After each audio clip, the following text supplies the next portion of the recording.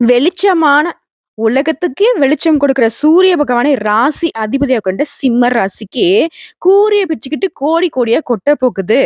குரு பகவானுடைய வக்ர பயிற்சினால 10 விஷயம் பக்காவா நடக்க போகுதுன்னு நான் சொல்றேன். உடனே சிம்மம் யோசிப்பீங்க. அப்படியா? குரு பேச்சே எனக்கு பெருசா பண்ணிட்டாங்க. இதுல வேற குரு வக்ர பயிற்சி வேறயா? இந்த ஆளு முன்னாடி நகர்ந்து ஒரு பிரயோஜனமும் இல்ல. பின்னாடி நகர்ந்து வேற எனக்கு நல்லது பண்ண போறாரா? அப்படின்னு யோசிப்பீங்க. நீங்க சொன்னது கரெக்ட் தான். குருவினுடைய பயிற்சி அப்படிங்கிறது உங்களுக்கு சாதகமா இல்லையா? சோ வக்ர பயிற்சி அப்படிங்கிறது அப்படியே உள்டாங்க. உங்களுக்கு சாதகமா இருக்கு. உள்ள வச்சு நல்லா கவனிச்சவங்கள தூக்கி வெளிய போட்டுட்டு, வெளிய கஷ்டப்பட்டவங்கள உள்ள தூக்கி நல்லா விருந்து குடுத்து, கோடான கோடி பணத்த குடுத்து, உங்க வாழ்க்கைய சீரும் சிறப்புமா வாழு தம்பி அப்படின்னு அனுப்பிச்சு விட போறாரு. எப்படி? அக்டோபர் 9ஆம் தேதியில இருந்து அடுத்து வரக்கூடிய 4 மாத காலம் பிப்ரவரி 4ஆம் தேதி வரைக்கும் ஜம்முன்னு உங்களுக்கு கவனிப்பு இருக்க போகுது. பல விதங்கள்ல பணவரவு, பேரு புகழு, தொழில்ல நல்ல முன்னேற்றம், லாபம் வரப்போகுது. சுப நிகழ்ச்சிகள், திருமணம் கைகூடி வரப்போகுது. குழந்தை பாக்கியம் கிடைக்க போகுது. திருமண வாழ்க்கையில சண்டை சச்சரவு இருக்கீங்களா? அதெல்லாம் சரியாக போகுது. சகல விதங்களையும் 10 விஷயம் 10 பொருத்தம்ன்னு சொல்லுவாங்க இல்லையா? அந்த மாரி 10 விஷயத்த உங்களுக்கு பக்காவா கொண்டு வந்திருக்கேன். என்னன்னு பார்க்கலாமா? சிம்ம ராசிய பொறுத்தவரைக்கும் இந்த குரு பெயர்ச்சி எப்படி இருக்கு? குருவினுடைய ஒவ்வொரு பயணமும் உங்க வாழ்க்கையில பல மாற்றங்களை ஏற்படுத்த போகுது. வாழ்க்கை போக்கியே கூட இவரால மாத்த முடியும். குருவால வாழ்ந்தவங்களும் இருக்காங்க, வீழ்ந்தவங்களும் இருக்காங்க. சோ ஆல்ரெடி வீழ்ந்துட்டீங்க. இப்ப வாழ போறீங்க. குருவ பொறுத்தவரைக்கும் அவர் இருக்கக்கூடிய இடத்திற்கு ஒரு பலன் இருக்கு. அவர் பார்க்கக்கூடிய இடத்திற்கு ஒரு பலன் இருக்கு. அவரு நகரக்கூடிய இடத்திற்கு ஒரு பலன் இருக்கு. சோ அதை பொறுத்து. சிம்மத்த இந்த குரு பகவானுடைய வக்ர பயிற்சி, குரு பகவான் அப்படியே சும்மா அழகா தூக்க போறாரு. ஆடி போய் ஆவணி என் பையன் டாப்ல வந்துருவான்னு சொல்லுவாங்க இல்லையா? அந்த மாரி இந்த குரு பகவானுடைய வக்ர பயிற்சிங்கிறது அக்டோபர் 9ஆம் தேதியிலிருந்து குரு பகவான் உங்கள டாப்ல தூக்குறாரு. அடிச்சு தூக்கு டாப் கீர்ல அப்படின்னுவாங்க இல்லையா? உங்கள ஜெட் வேகத்துல வாழ்க்கையில முன்னேற்றத்துக்கு கொண்டு போக போறாரு. இந்த முறை ரிஷப ராசியில ரோகிணி, கார்த்திகை நட்சத்திரங்கள்ல குரு பகவான் வக்ரகதி அடையிற அந்த வகையில குரு பகவான் பார்த்தா கோடி நன்மைன்னு நமக்கு தெரியும். அதே மாதிரி குரு பகவான் பார்த்தால் கோடி பாவங்களும் கழிந்து போகும். சோ எப்படி சிம்ம யோசிச்சீங்க இத்தன நாளா? ஒருவேள நான் பாவம் பண்ணணும். இல்ல போன ஜென்மத்துல பண்ணாலும் இப்ப ஏதாவது எனக்கு தெரிஞ்சு தெரியாத நான் பண்ணிட்டேனோ! என் முன்னோர்கள் பண்ணிட்டாங்களோ! என்னதான் நான் பாவம் பண்ணனோ தெரியல. இப்படிலாம் எனக்கு கஷ்டம் வருதுன்னு சொன்னீங்க இல்லையா? அந்த பாவப்பட்ட நிலைமைய மாத்தப் போறாரு. மொத விஷயம். வேலையில இருந்தா நல்ல சம்பளம் இல்ல. சம்பளம் இருந்தா அது 10 நாளைக்கு கூட நிக்கிறதில்ல. மீதம் இருக்கக்கூடிய நாட்கள்ல எங்கேயாவது கடன் வாங்கி தான் ஓட்டணும். அப்படின்ற நிலை மாறப்போகுது.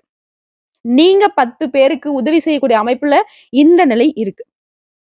பண வரவெல்லாம் தாறுமாறு தக்காளி சோறா உங்க கைக்கு வரப்போகுது. சர்வசாதாரணங்க. ரிஸ்க் இருக்கலாம் ரஸ்க் மாரி பார்க்க போறீங்க. தொழில் ரீதியா ரிஸ்க் எடுக்க போறீங்க. முதலீடுகள்லாம் பார்த்தீங்கன்னாக்கா, உங்க கையில பணம் அப்படியே என்ன சொல்றது? தண்ணி மாரி செலவு பண்றான்ப்பா பணம் அப்படிங்கிற மாரி உங்களுக்கு தண்ணி மாதிரி பணம் சேரப்போகுது. 2வது விஷயம். தொழில்ல வளர்ச்சி, சொத்து வளர்ச்சி. இது எல்லாமே குரு பகவானுடைய வக்ர பயிற்சி உங்களுக்கு கொடுக்குது. ஆரோக்கியத்திலும் சரி, குடும்பத்திலும் சரி. உங்களுக்கு இருந்து வந்த சிரமங்கள் எல்லாமே காணாம போக போகுது. 2வது விஷயம் சூப்பர். 3வதா ஒரு விஷயம். உங்களுடைய வேலையில நல்ல கவனத்தோட இருக்கணும். நல்ல நேரம் அப்படின்னா தான் நீங்க ரொம்பவே கவனமா இருக்கணும். இல்ல அப்படின்னாக்க, வேலை செய்யக்கூடிய இடங்கள்ல உங்க மதிப்பும், மரியாதையும் கெடுக்கிறதுக்கு ஒரு கூட்டம் காத்துக்கிட்டு இருக்கு. சொல்லுவாங்க இல்லையா? ஊர் வழக்குல, "அப்பன் எப்ப சாவான், திண்ண எப்ப காலியாகும்ன்னு" சொல்லுவாங்க. அது ஒரு பழமொழி. தப்பா எடுத்துக்காதீங்க. அந்த மாதிரி நீங்க எப்ப அசருவீங்க, உங்கள காலி பண்ணலான்னு பார்த்துட்டு இருக்காங்க. ரொம்ப நல்லா இருக்கானே, இவனுக்கு எல்லா விதத்துலயும் நல்லதே நடக்குதே அப்படின்னு அப்படியே கண் கொத்தி பாம்பா பார்த்துக்கிட்டு இருக்காங்க. கழுகு பார்வையில உங்கள பார்த்துட்டு இருக்காங்க. சோ கவனமா இருக்கணும். அதே மாதிரி ஒரு விஷயம் புரிஞ்சுக்கோங்க. சிம்ம ராசிக்காரங்களே யாருக்கு உதவி செய்தாலும் சரி, உதவி செய்யறதுக்கு முன்னாடி உண்மையாவே அந்த உதவி அவங்களுக்கு தேவைப்படுதா? அவங்க அந்த கஷ்ட காலத்துல இருக்காங்களான்னு தெரிஞ்சுட்டு உதவி பண்ணுங்க. ஏன்னா, உங்ககிட்ட சும்மா சும்மா உதவிங்கிற பேர்ல உங்களுடைய உழைப்பை சுரண்டிக்கிட்டு இருக்குது ஒரு கூட்டம். கூட பொறந்தவங்க, ஃப்ரெண்ட்ஸ் வாட்டெவர். நான் யாரும் குறிப்பிட்டு சொல்லலைங்க. அத புரிஞ்சுக்கோங்க.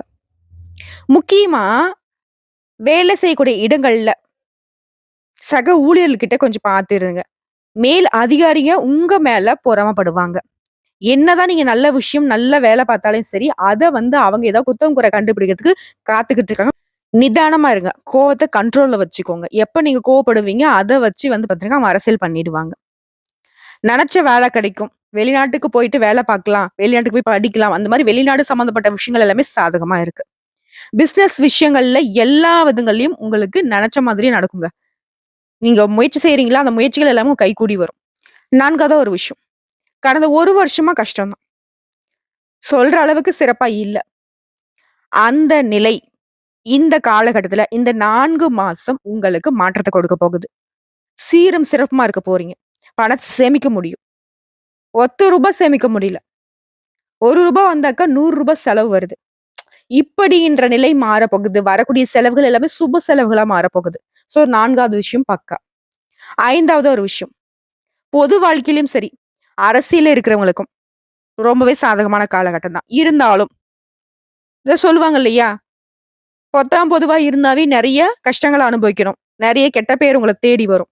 ஸோ கவனமா இருங்க. உங்களுடைய பதவிகள் தேடி வரும். முக்கியமா நீங்க வைக்கக்கூடிய பதவியினால நெறைய பேருக்கு உதவிகள் செய்ய போறீங்க. ஸோ 5வது விஷயம் பக்கா. 6வது விஷயம். மன வாழ்க்கையில இருந்து வந்த பிரச்சனைகள் சரியாக போகுது. கணவன் மனைவிக்கிடையே இருந்த கசப்பான உறவு மாறப்போகுது. இனிமையா இருக்க போகுது. கொஞ்சம் கொஞ்சமா உங்களுக்குள்ள இருக்கக்கூடிய அந்த மனக்கசப்புகள் நீங்கி அந்யோன்யம் அதிகரிக்கும் போது ஒற்றுமை பலப்பட போகுது. மத்தவங்களே அடடா! என்ன ஒரு அற்புதமான ஜோடின்னு சொல்லக்கூடிய அளவுக்கு உங்களுடைய மன வாழ்க்கை இனிமையா மாறப்போகுது. 7வது விஷயம். வீட்ல இருக்கிறவங்களால கடன் தொல்லை இருந்துச்சு. சொத்துக்கள இழந்திருப்பீங்க, நிலத்த இழந்திருப்பீங்க. இந்த மாதிரியான வாழ்க்கையில கஷ்டகாலம் அப்படிங்கிறது சிம்மத்திற்கு மட்டும் எழுதிருச்சோன்னு கூட நீங்க யோசிச்சிருப்பீங்க. அந்த மாதிரி உங்களை உங்க கைய விட்டு போன எல்லா விஷயமும் உங்க கைக்கு வந்து சேரும். நிலம் சம்பந்தப்பட்ட பிரச்சனைகள் எல்லாமே சரியாக போகுது. உங்க வாழ்க்கையில இனி வந்து வசந்த காலங்க. முக்கியமா ஆரோக்கிய ரீதியா நீங்க பட்ட கஷ்டங்கள் விலகப் போகுது. நோய் நொடிகள் உங்கள விட்டு விலகப் போகுது. ஆரோக்கியம் மேம்பட போகுது. நல்ல திடகாத்திரமான ஆரோக்கியத்தோட செழிப்பா வாழப் போறீங்க. அடுத்த 8வது ஒரு விஷயம். சுப செலவுகள் இருக்குங்க. ஆனா, அ தொழில் ரீதியா பார்க்கிறப்போ, பெருசா எந்த ஒரு விஷயத்திலயும் முதலீடு பண்ணாதீங்க. நீ அகல கால் மட்டும் வைக்க வேணாம். நமக்கு தான் இவ்ளோ பணம் வரவு இருக்கே! நமக்கு தான் நல்ல தொழில் இருக்கே! அப்படின்னு சொல்ட்டு முதலீடு பண்ணலாம். ஆனா, அளவான முதலீடு இருக்கணும். அகலக்கால் அப்படின்னு நான் சொல்லிட்டேன். ஸோ குறிப்பிட்டு இத நீங்க புரிஞ்சுக்கணும். எந்த ஒரு விஷயத்த செய்றதாலும் சரி, 1 முறைக்கு 2 முறை யோசிச்சு, எந்த விதமான முதலீடுகளையும் செய்வது நல்லது. பணத்த சேமிக்கிறதுக்கு முயற்சி பண்ணுங்க. இல்ல அப்டின்னாக்க, அந்த செலவு வந்து பாத்தீங்கன்னா, சுப செலவா தான் இருக்கும். நான் முன்னாடியே சொன்னது தான். செலவா இருக்கட்டும், வரவா இருக்கட்டும், எந்த விஷயத்த நீங்க செய்றதாலும் சரி, கொஞ்சம் கவனம் மட்டும் இருக்கணும். என்னதான் குரு பகவான் கொட்டி குடுத்தாலும், அத வந்து நம்ம அள்ளி வைக்க வேண்டியது நம்மளுடைய பொறுப்பு. அதான் கொட்டுறாரே, நம்ம ஏன் அத வந்து சேமிச்சுக்கிட்டு அங்கங்க கொட்டி சிதறி கிடக்கட்டும் அப்டின்னாக்க, எல்லா காலமும் ஒரே மாரி இருக்காது. புரியுதுங்களா? மழை பெய்யிற காலத்துல மழைய சேமிக்காம விட்டதுனால தான் வறட்சி காலம் வந்துட்டு, அப்ப நம்ம தத்தளிக்கிறோம். ஸோ வரக்கூடிய மழைய நம்ம சேமிச்சு வச்சிருந்தோம்னா, கஷ்ட காலம் அந்த வறட்சி காலத்துல நம்ம அத பயன்படுத்தி இருக்கலாம்.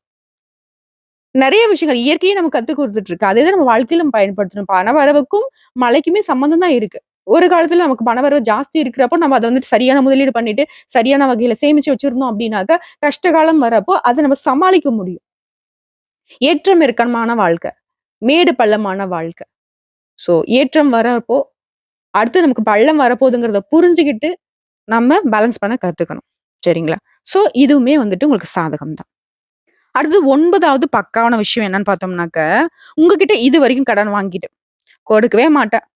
நடந்து நடந்து இந்த பெரியவங்க சொல்ற மாரி செருப்பு தேஞ்சது தான் மிச்சம். உன்கிட்ட நான் என் காச குடுத்துட்டு கேட்டவங்க தர மாட்டேங்கிற அப்படின்னு சொல்லிட்டு நம்ம எந்த அளவுக்கு மனம் வெதும்பி, வெம்பி பேசியிருப்போமோ. நான் ஆல்ரெடி பல பதிவுகள்ல சொல்லியிருக்கேன். சிம்ம ராசிக்கு கொடுக்குறவங்களுக்கு சுத்தமா செட் ஆகாதுங்க. வரக்கூடிய பணத்த பத்திரமா படுத்திக்கோங்க. வாழ்க்கை துணைக்கிட்டயும் சரி, குடும்பத்துல இருக்கவங்க சரி, உங்ககிட்ட உங்க பாக்கெட்ல இருக்கிற ரூ. 10 வந்து வெளிப்படுத்தாதீங்க. அவங்க ரூ. 100க்கு பிளான் பண்ணிட்டு உங்கள வந்து சுரண்டிடுவாங்க. உங்கள கடன்காரனா ஆக்கிருவாங்க அப்படின்னு பல பதிவுகள்ல சொல்லியிருக்கேன். சோ, இப்படிப்பட்ட நிலையில கூட உங்க பணத்த வாங்கிட்டு ஏமாத்துறவங்க, அவங்களே தன்னால வீடு தேடி வந்து, "இந்தாப்பா உன் பணம், இந்தாம்மா உன் பணம்ன்னு" திருப்பி குடுக்கக்கூடிய அமைப்புல குரு பகவானுடைய வக்ர பயிற்சி உங்களுக்கு சாதகமா இருக்கு. லாட்டரி அடிக்கக்கூடிய யோகம் இருக்குங்க. லாட்டரி அப்டினாக்கா, நாளைக்கே போய் லாட்டரி வாங்குறேன் இந்த பொண்ணு சொல்லிருச்சுன்லாம் நெனச்சிடாதீங்க. லாட்டரி அப்டிங்கிறது திடீர்னு வரக்கூடிய அதிர்ஷ்டம். ஸோ, இந்த மாரி திடீர் அதிர்ஷ்டங்கள் உங்கள தேடி வரும். புரியுதுங்களா? பிசினஸ் மூலம் திடீர் அதீத லாபம் கிடைக்கிறதுக்கு வாய்ப்பு இருக்கு. சரி பிசினஸ் பண்றவங்களுக்கு ஓகேம்மா. நான் தினக்கூலிம்மா.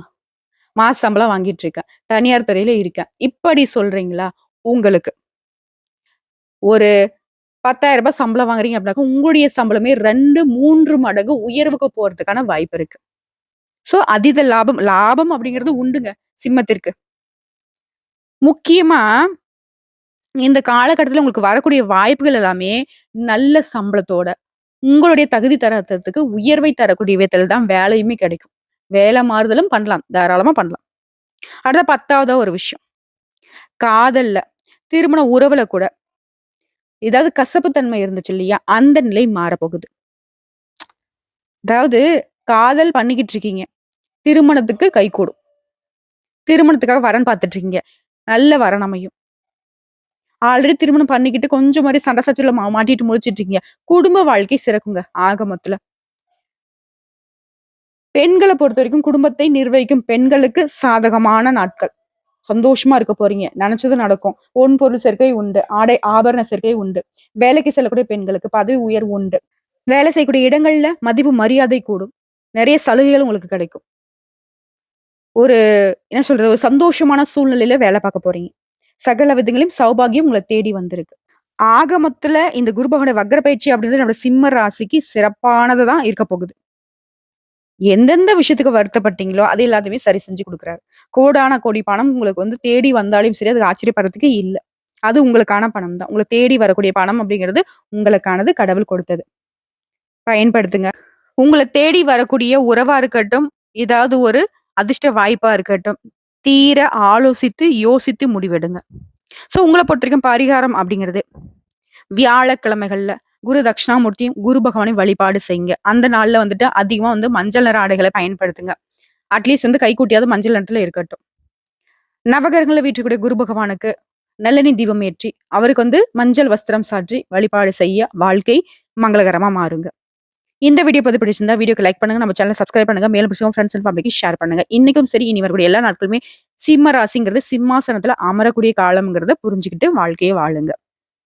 வாழ்க வளமோடு, நலமோடு, வாழ்க வாழ்க பல்லாண்டு வாழ்த்துக்கள். ஓம் குரு பகவானே போற்றி போற்றி. குருவே சரணம், குருவே சரணம். இந்த வீடியோ பதிவு உங்களுக்கு பிடிச்சதுனாக்க நம்ம வீடியோக்கு ஒரு லைக் பண்ணுங்க. மறக்காம நம்முடைய சிவன் ஜோதிடம் சேனலை சப்ஸ்கிரைப் பண்ணி பக்கத்துல இருக்க பெல் ஐக்கானை கிளிக் பண்ணி வச்சுக்கோங்க. அப்பதான் நம்ம சொல்லக்கூடிய அனைத்து தகவல்களும் உங்களுக்கு உடனடியாக வந்து சேருங்க. இதை தாண்டி ஏதாவது சந்தேகங்கள் இருந்தாக்க கமெண்ட் பாக்ஸ்ல பதிவிடுங்க. உடனடியாக பதில் தெரிவிக்கப்படும். வாழ்க வளமுடன்.